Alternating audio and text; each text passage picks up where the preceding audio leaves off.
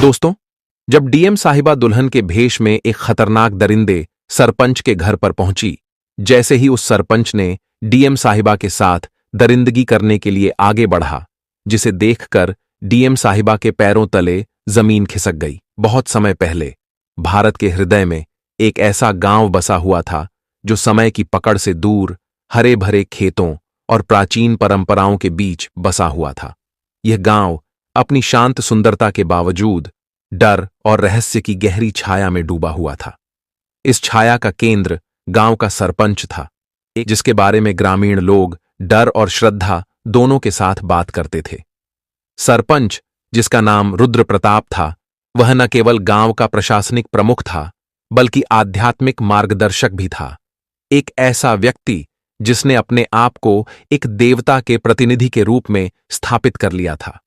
रुद्र प्रताप की वाणी कानून थी और उसकी इच्छा ग्रामीणों का मानना था। गांव में एक अनोखी और भयावह परंपरा प्रचलित थी। जब भी कोई पुरुष गांव में शादी करके नई दुल्हन लाता, तो दुल्हन को अपनी शादी की पहली रात सरपंच के घर में गुजारनी पड़ती थी। यह कोई साधारण रिवाज नहीं था, यह एक ऐसा आदेश था जिसे चुनौती देने की हिम्मत किसी में नहीं थी। ग्रामीणों को यह विश्वास दिलाया गया था कि यह परंपरा गांव की समृद्धि और खुशहाली के लिए आवश्यक है। सरपंच ने इस अंधविश्वास को चतुराई से फैलाया था, यह दावा करते हुए कि जब कोई नई नवेली दुल्हन उसकी छत के नीचे रात बिताएगी, तो वह और उसका पति दोनों ही दीर्घायु होंगे और दुल्हन सदैव सौभाग्यवती रहेगी।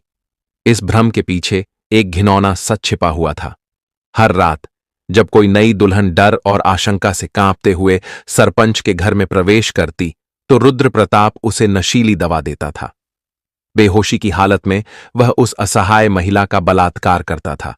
सुबह होने पर जब दुल्हन का पति उसे लेने आता, तो सरपंच उसे हीरे, जवाहरात और अन्य बहुमूल्य उपहारों से लाद देता था। यह उपहार मौन और भय का प्रतीक था, एक घिनौना समझौता जो दुल्हनों को हमेशा के लिए चुप करा देता था। हर नई नवेली दुल्हन को यह आभास हो जाता था कि उसके साथ क्या हुआ है। नशे की धुंध में भी उन्हें सरपंच की राक्षसी करतूत का एहसास होता था, लेकिन डर, गहरा और लकवा मारने वाला डर उन्हें चुप करा देता था। वे जानती थीं कि सरपंच शक्तिशाली है, उसका गांव पर नियंत्रण है और उसके खिलाफ बोलने का मतलब अपने और अपने परिवार के लिए विनाश को आमंत्रित करना है।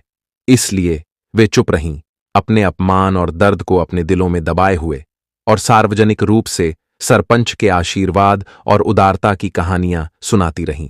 यह सिलसिला वर्षों से चला आ रहा था।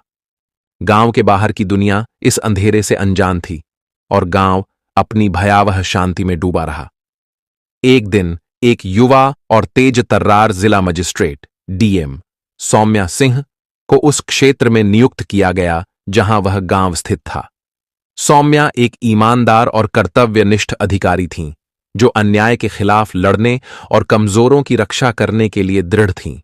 उन्हें जल्द ही गांव में प्रचलित इस भयानक परंपरा के बारे में पता चला। शुरुआत में उन्हें इस पर विश्वास नहीं हुआ। 21वीं सदी में ऐसी बर्बरता कैसे संभव हो सकती है? लेकिन जैसे जैसे उन्होंने गहराई से छानबीन की, उन्हें सच्चाई की भयावहता का एहसास हुआ।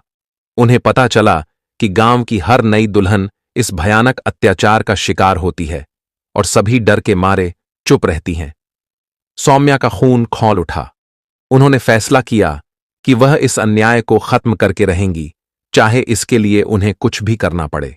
उन्होंने फैसला किया कि वह खुद दुल्हन के भेष में गांव में प्रवेश करेंगी और सरपंच के काले कारनामों का पर्दाफाश करेंगी। यह एक जोखिम भरा कदम था। उन्होंने अपने विश्वसनीय सहयोगियों की एक छोटी टीम को इकट्ठा किया और उन्हें अपनी योजना के बारे में बताया। टीम शुरू में चिंतित थी, लेकिन सौम्या के दृढ़ संकल्प को देखकर वे उनकी मदद करने के लिए सहमत हो गए। सौम्या ने दुल्हन के भेष में गांव में प्रवेश करने के लिए एक नकली पहचान बनाई। उन्होंने एक ऐसे युवक से शादी करने का नाटक किया जो गांव का रहने वाला था। शादी की रस्में गुप्त रूप से शहर में ही निभाई गईं, और फिर सौम्या दुल्हन के रूप में सजी अपने नकली पति और उसके परिवार के साथ गांव की ओर रवाना हुई। गांव में प्रवेश करते ही सौम्या को एक अजीब और डरावना माहौल महसूस हुआ है। जब सौम्या अपने नकली ससुराल पहुंची तो गांव की महिलाओं ने उनका स्वागत किया, लेकिन उनकी आंखों में खुशी की चमक नहीं थी, बल्कि एक उदासी और डर की छाया थी। शाम ढलते ही वह भयानक घड़ी आ गई जिसका सौम्या को डर था। सरपंच के घर से संदेश आया कि नई दुल्हन को पहली रात वहीं गुजारनी होगी। सौम्या का दिल डर से कांप उठा, लेकिन उन्होंने अपनी हिम्मत बनाए रखी। उन्होंने अपने नकली पति और ससुराल वालों को अलविदा कहा और सरपंच के घर की ओर चल पड़ी। सरपंच का घर गांव के बाकी घरों से अलग था। यह एक विशाल और भव्य हवेली थी। सौम्या को सरपंच के घर के अंदर ले जाया गया। घर अंदर से और भी डरावना था। गलियारे अंधेरे और सुनसान थे और हवा में एक अजीब सी गंध थी। सौम्या को एक कमरे में ले जाया गया जो दुल्हन के लिए सजाया गया था। कमरा सुंदर था। कुछ देर बाद सरपंच कमरे में दाखिल हुआ। रुद्र प्रताप एक लंबा और मजबूत आदमी था जिसकी उम्र लगभग 50 वर्ष रही होगी। उसके चेहरे पर क्रूरता और धूर्तता का भाव था। उसकी आंखें ठंडी और गणनात्मक थीं और उनमें एक शिकारी की चमक थी। सरपंच ने सौम्या को देखकर मुस्कुराया। ये मुस्कान गर्मजोशी भरी नहीं थी, बल्कि एक शिकारी की मुस्कान थी जो अपने शिकार को देखकर खुश होता है। रात गहराती गई और सौम्या का डर बढ़ता गया। सरपंच ने उसे एक गिलास दूध पीने के लिए दिया। सौम्या जानती थीं कि दूध में नशीली दवा मिली हुई होगी। उन्होंने दूध पीने से इनकार करने का नाटक किया, लेकिन सरपंच ने उन्हें मजबूर किया। सौम्या ने अनिच्छा से दूध का गिलास उठाया और एक घूंट पिया। दूध में कड़वा स्वाद था और सौम्या को तुरंत एहसास हो गया कि इसमें नशीली दवा मिली हुई है। उन्होंने बाकी दूध पीने से इनकार कर दिया, लेकिन तब तक बहुत देर हो चुकी थी। दवा अपना असर दिखाने लगी थी। सौम्या को चक्कर आने लगे और उनकी आंखें भारी होने लगीं। सरपंच ने सौम्या को बिस्तर पर लेटा दिया। सौम्या ने विरोध करने की कोशिश की, लेकिन उनका शरीर उनका साथ नहीं दे रहा था। सरपंच ने उनके कपड़े फाड़ दिए और उन पर टूट पड़ा। सौम्या ने अपनी पूरी ताकत से संघर्ष किया, लेकिन वह सरपंच के मजबूत हाथों के आगे बेबस थीं। सरपंच ने सौम्या का बलात्कार किया। यह एक भयानक और दर्दनाक अनुभव था। सौम्या को लगा जैसे उनकी आत्मा को रौंद दिया गया हो। जब सरपंच अपनी राक्षसी करतूत पूरी करके कमरे से बाहर निकला तो सौम्या बिस्तर पर बेहोश होकर गिर पड़ी। जब सौम्या को होश आया तो सुबह हो चुकी थी। उनका शरीर दर्द से कराह रहा था और उनका मन अपमान और गुस्से से भरा हुआ था। उन्होंने महसूस किया कि उनके साथ भी वही हुआ है जो गांव की हर नई दुल्हन के साथ होता आया है। लेकिन सौम्या गांव की बाकी दुल्हनों की तरह चुप रहने वाली नहीं थी। उन्होंने फैसला किया कि वह सरपंच को उसके किए की सजा दिलाकर रहेंगी। सौम्या ने अपने कमरे से बाहर निकलने से पहले अपने कपड़ों को ठीक किया। जब वह कमरे से बाहर निकलीं तो सरपंच दरवाजे पर उनका इंतजार कर रहा था। उसने सौम्या को देखकर मुस्कुराया और उसे हीरे जवाहरात और अन्य बहुमूल्य उपहार दिए। सौम्या ने उपहारों को घृणा से देखा और उन्हें लेने से इनकार कर दिया। सरपंच को सौम्या के इनकार पर गुस्सा आया। उसने सौम्या को धमकाने की कोशिश की, लेकिन सौम्या डरने वाली नहीं थी।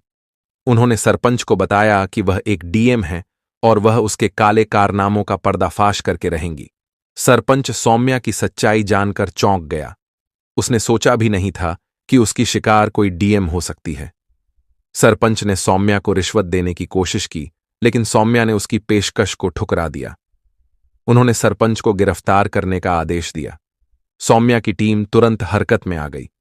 उन्होंने सरपंच के घर पर छापा मारा और उसे गिरफ्तार कर लिया। सरपंच के घर से नशे की दवाइयां, बलात्कार के सबूत और अन्य आपत्तिजनक सामग्री बरामद हुई। सरपंच और उसके गुर्गों को जेल में डाल दिया गया। सौम्या ने गांव में एक सभा बुलाई और ग्रामीणों को सच्चाई बताई। ग्रामीणों को यह जानकर गहरा सदमा लगा कि उनका देवता जैसा सरपंच वास्तव में एक राक्षस है। वे गुस्से और शर्म से भर गए। उन्होंने सौम्या से सरपंच को कड़ी सजा देने की मांग की। सौम्या ने ग्रामीणों को आश्वासन दिया कि सरपंच को कानून के अनुसार कड़ी सजा मिलेगी। अदालत ने सरपंच को दोषी ठहराया और उसे आजीवन कारावास की सजा सुनाई। सरपंच के गुर्गों को भी लंबी कैद की सजा सुनाई गई। सरपंच की गिरफ्तारी और सजा के बाद गांव में खुशी की लहर दौड़ गई। ग्रामीणों ने सौम्या का शुक्रिया अदा किया और उन्हें अपनी मुक्तिदाता माना। दोस्तों, आपको ये वीडियो कैसी लगी? आपकी जो भी राय कमेंट बॉक्स में लिख सकते, लोगों के साथ शेयर कर सकते हो। वीडियो अगर अच्छी लगी तो वीडियो को लाइक और चैनल को सब्सक्राइब जरूर करें ताकि हमें थोड़ा सा हौसला मिले।